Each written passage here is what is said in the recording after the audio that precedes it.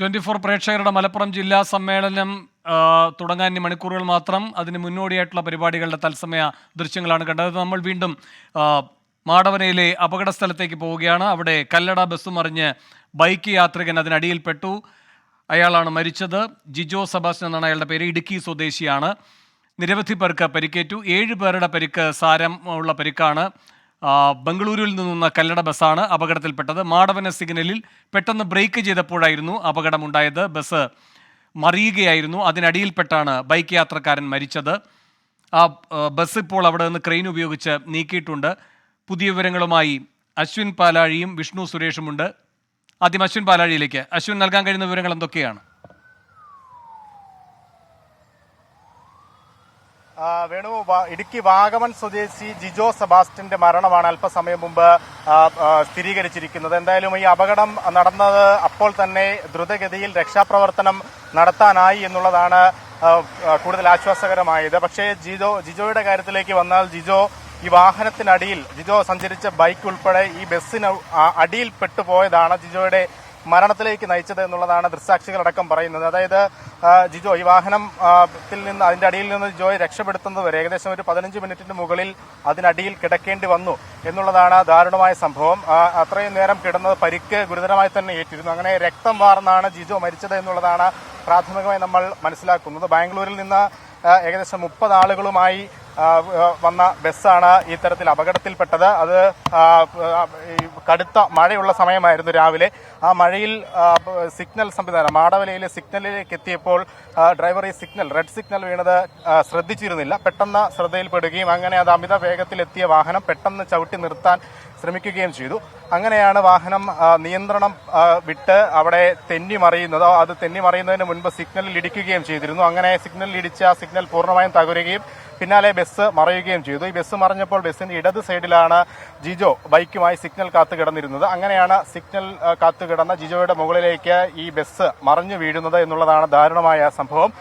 ബസ്സിലുണ്ടായിരുന്ന മുകളിൽ സ്ലീപ്പർ ബസ്സാണ്, മുകളിൽ കിടന്നിരുന്ന ആളുകൾ ഉൾപ്പെടെ ബസ്സിൽ നിന്ന് മറിഞ്ഞു വീഴുകയും ചെയ്തു. അവർക്ക് സാരമായി തന്നെ 7 പേർക്ക് പരിക്കേറ്റിട്ടുണ്ട്.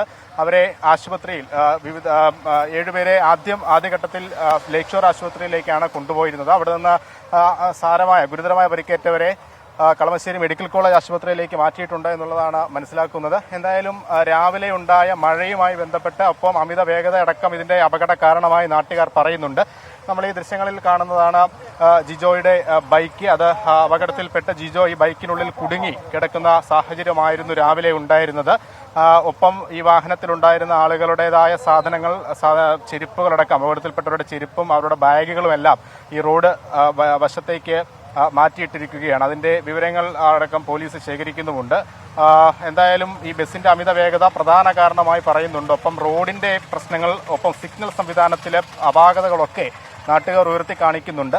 ഇനിയിപ്പോൾ ചികിത്സയിൽ കഴിയുന്ന 7 പേർ, അവരുടെ നില തൃപ്തികരമാണ് എന്നുള്ളതാണ് ആശ്വാസകരമായ വാർത്ത.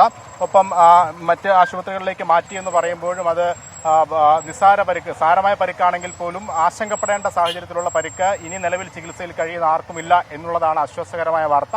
എന്തായാലും പോലീസ് ഈ അപകടവുമായി ബന്ധപ്പെട്ട് ഈ വാഹനത്തിന്റെ വേഗതയടക്കം പരിശോധിക്കുന്നുണ്ട്, CCTV ദൃശ്യങ്ങൾ പരിശോധിക്കുന്നുണ്ട്. അടക്കം മറ്റ് നടപടികളിലേക്ക് പോലീസും കടന്നിട്ടുണ്ട്. വേണം അശ്വിൻ, ഈ ബസ് അവിടെ നിന്ന് മാറ്റിയോ?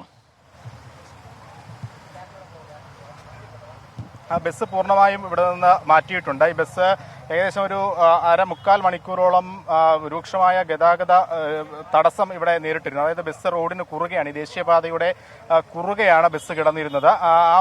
അതുകൊണ്ട് തന്നെ ആ വഴിയുള്ള ഒരു വശത്തെ ഗതാഗതം പൂർണ്ണമായും സ്തംഭിച്ചിരുന്നു. പിന്നീട് അത് സർവീസ് റോഡ് വഴി ഗതാഗതം മാറ്റിവിടാൻ, വാഹനങ്ങൾ തിരിച്ചുവിടാൻ ശ്രമിച്ചെങ്കിലും അത് രൂക്ഷമായ ഗതാഗത കുരുക്കിലേക്ക് വീണ്ടും പോയിരുന്നു. എന്തായാലും അതിനുശേഷം പിന്നീട് 2 ക്രെയിനുകൾ ഉപയോഗിച്ചാണ് ബസ് അവിടെ നിന്ന് ഉയർത്തി മാറ്റിയത്. അത് ഇപ്പോൾ ഈ റോഡ് വശത്തേക്ക് ഇട്ടിട്ടുമുണ്ട്. എന്തായാലും ആ ഗതാഗത കുരുക്ക് പൂർണ്ണമായും ഒഴിഞ്ഞു എന്നുള്ളത് തന്നെയാണ് ആശ്വാസകരമായ കാര്യം. നിലവിൽ എന്തായാലും ആ ഗതാഗത കുരുക്ക് അതുമായി ബന്ധപ്പെട്ട പ്രശ്നങ്ങളിൽ മാറിയിരിക്കുന്നു. വാഹനം ഗതാഗതം പുനഃസ്ഥാപിച്ചിട്ടുണ്ട്.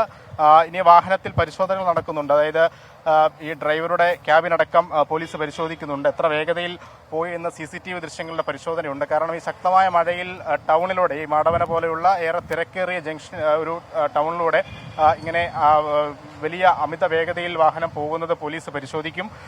അത് അടക്കമുള്ള നടപടികളിലേക്കും കടന്നിട്ടുണ്ട്. എന്തായാലും ഇപ്പോൾ ഗതാഗതം പൂർണ്ണമായും പുനഃസ്ഥാപിച്ചുകൊണ്ടിരിക്കുകയാണ്. ഒപ്പം ഈ റോഡിലുണ്ടായിരുന്ന ജിജോയുടെ അടക്കം രക്തം, ഈ പരിക്കേറ്റവരുടെ രക്തം റോഡിലാകെ വാർന്നൊഴുകുന്നുണ്ടായിരുന്നു. അതെല്ലാം ഫയർഫോഴ്സ് എത്തി ക്ലീൻ ചെയ്ത് മാറ്റിയിട്ടുമുണ്ട്. വേണം അശ്വിൻ, നാട്ടുകാരെന്താണ് പറയുന്നത് ഈ അപകടത്തെ പറ്റി?